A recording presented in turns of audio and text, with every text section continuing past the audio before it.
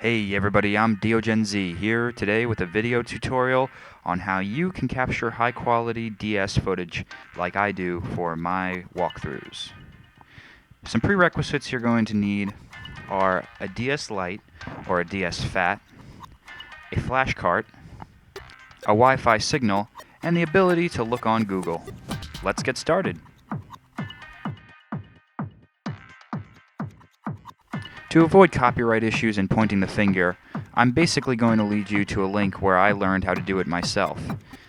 And what you need to do is check the video description and go onto the Lifehacker link first, which it will give you important downloads for getting the FTP server and all that good stuff running. So pause the video, download what you need to from Lifehacker, and let's get to the next step.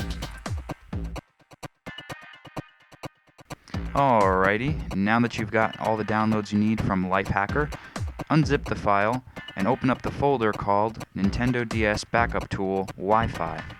Once in the folder, open up the file FTPD.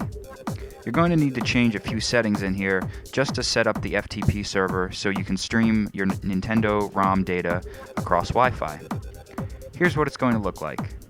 Really all you need to worry about is the server IP. Keep the port the same. You can keep the user and password the same, and maybe set the file, if the save file isn't already set, to 512. After you're done with that, close the notepad, save it, and go back to that folder.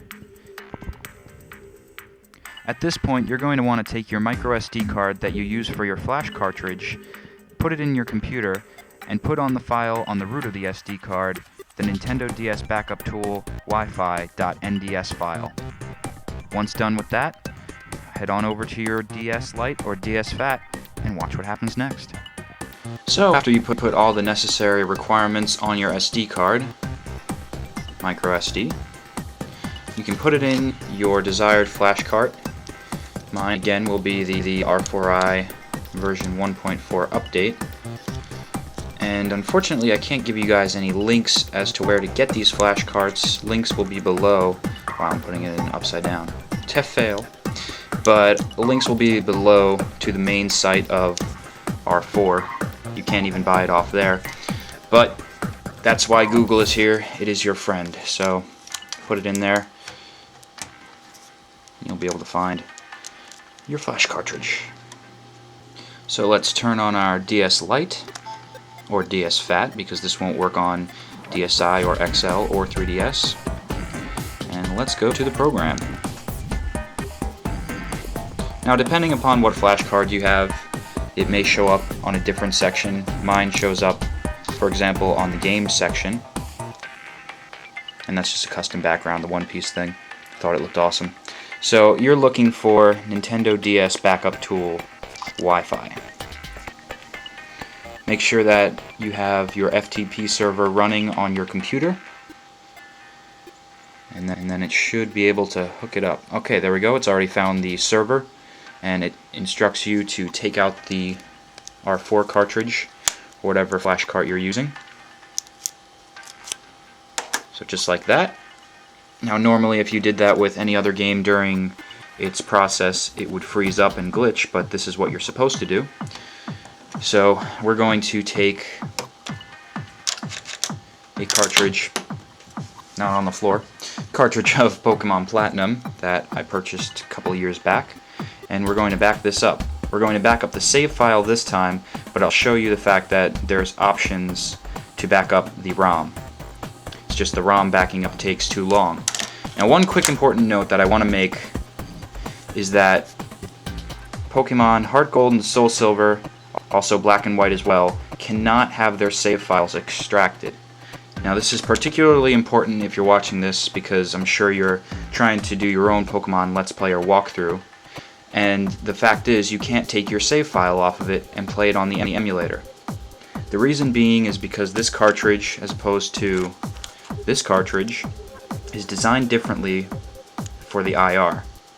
Now you can theoretically open up your cartridge and put a jumper wire in there, but you're going to have to do soldering and everything, and it's just really not worth it.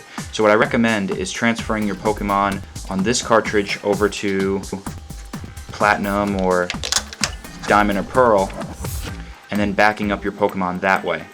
So if you're just trying to do a simple Pokemon backup and you're not actually planning to do a Let's Play or anything like that, that's how you could still back up that. So now the cartridge is in, and it shows you the game information. It's got a weird name. It doesn't say exactly Pokemon Platinum, but okay, so we'll press B to make a new save.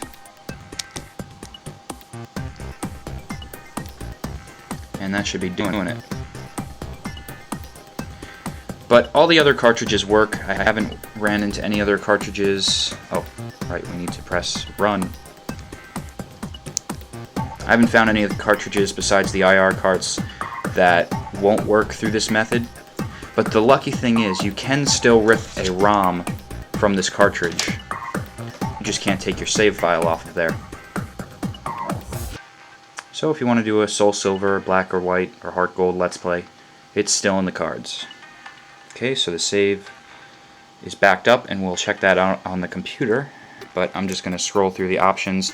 Now just a note, my L button doesn't work because of Metroid Prime Hunters. I used it so freaking much in the beginning, but you can toggle through with the shoulder buttons. So you have the option to restore a save. Haven't used that feature yet, but what I'm guessing it does is just overlays a save file.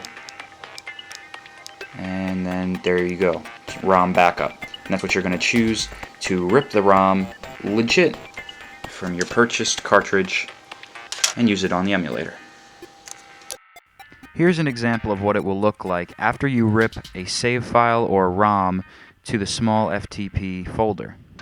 You're free to rename and move all the ROMs and save files as you'd like, but please note that keep the save file and ROM the same name if you want them to function. Next, go on to Google and type in Desmume and download the latest version. From here, this is where you can play your ROMs that you've legitly ripped on the emulator. And if you want to make a walkthrough, go up to File, Record AVI, and save the file as whatever you would like. There are some different compression rates that you might want to mess around with, and it really is dependent upon your machine on how well the emulator will run. If you've got a high-performance computer, you've got a good shot of this emulator working very well. Note, even if it plays 100% speed without recording, when you go to record, it will usually drop down to about 80. This is where you can kind of make a judgment call. Do you want to record post, or not record any commentary at all?